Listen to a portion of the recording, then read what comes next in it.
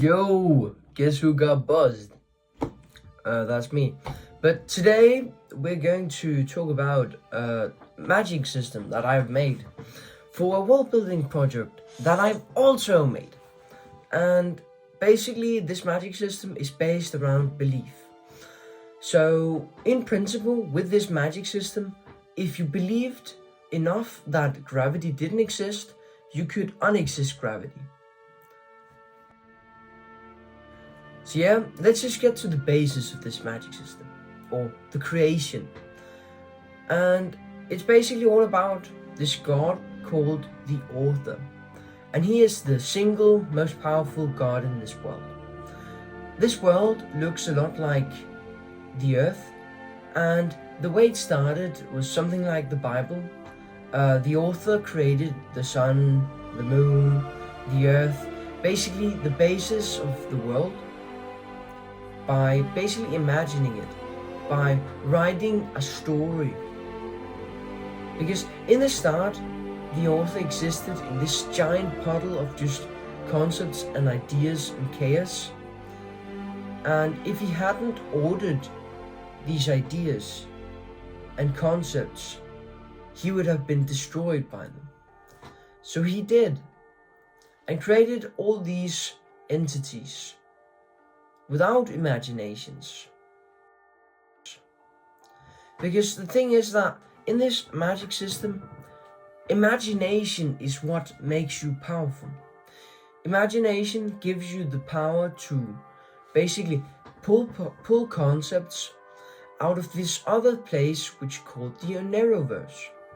And there are basically two places you could be in this world: the Oneroverse and the real world. Imagine that the real world is like a sphere in the middle, and then you have a sphere around that sphere, and that's basically the Oneroverse, everything outside of the real world. And this can be things like story worlds, imagined entities, for example, orcs or elves or concepts or ideas. They exist in this world because these concepts and ideas do not yet exist in the same way in the real world.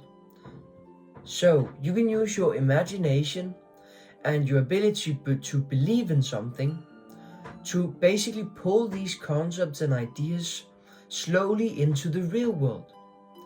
So for example, you can pull in a gun from the imagined world into the real world if you believe enough in it. Well, now you would probably say this is a shit magic system because it has no limitations and you can basically just believe things into reality. And I would say yes, there is. I'm gonna present the limitations now. So first off, we have the Author or God, and he still looks out over the storyline, because this magic system kind of has this theme of stories and art and filmmaking and any of these storytelling art forms like painting or music or something like that. And he still looks over the world, even though he has created humans to see their stories unfold. He's still looking over the storyline. And if someone wants to do something crazy, like time travel, or reverse gravity, or build a giant nuke, then he will probably say no.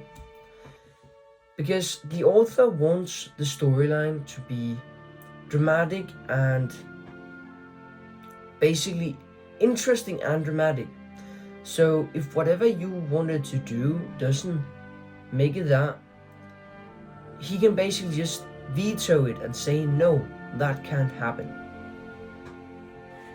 And in some instances, people can travel in time, but that are only very special instances.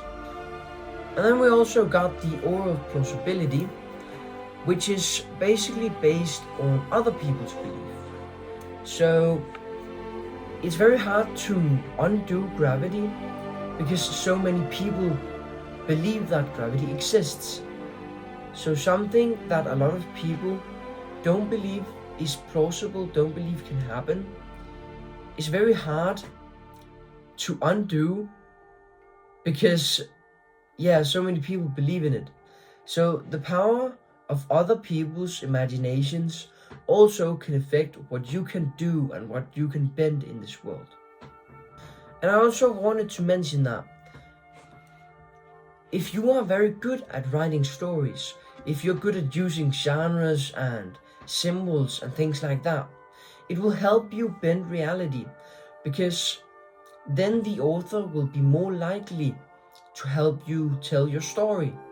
So for example, if you use something like, if you try to summon a werewolf in a dark forest, that is more likely to happen because that's more plausible in a real story that would happen.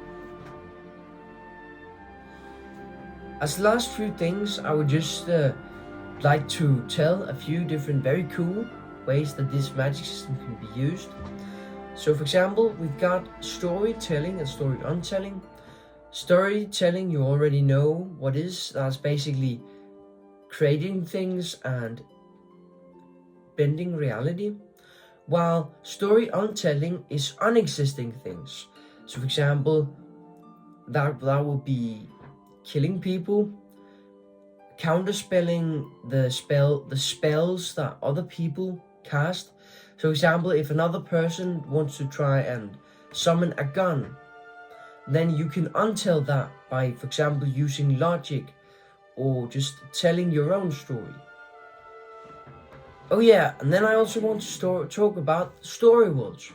And story worlds are pocket universes that exist in the Oneiroverse. And these can be things like the Harry Potter universe, your dreams, the Lord of the Rings universe, Star Trek, basically any fictional place. And if you're the author of that place, you can basically go there and give other people a mental picture or a rhyme or something like that, which can help them travel to that place also. In this pocket universe, you are basically the god, and you can do whatever you want. And if your story world becomes influential enough, that is, if enough people know about it, and it is believable enough, it will make an impact on the real world. So for example, the Harry Potter universe has made an impact on the real world. For example, by creating merch, people run around with the what's it called? The things around their necks with like Hogwarts and stuff, you know. And as the very last thing, we have imagined entities. And imagined entities are basically entities which do not have an imagination and only exist because people imagine them to exist. And that could be, for example, your local clerk in the supermarket. That could be a person who only exists because you think it's plausible that someone exists in that position. And a thing about this world is that not all humans are actually human beings. Probably 2/3 of human beings are imagined entities that only exist because you imagine them to be. And the more you talk with these imagined entities, the more fleshed out they will become, and the more integrated into the story they will become. Thanks a lot for listening to this short magic system breakdown. I hope you liked it and thought it was interesting. And until next time.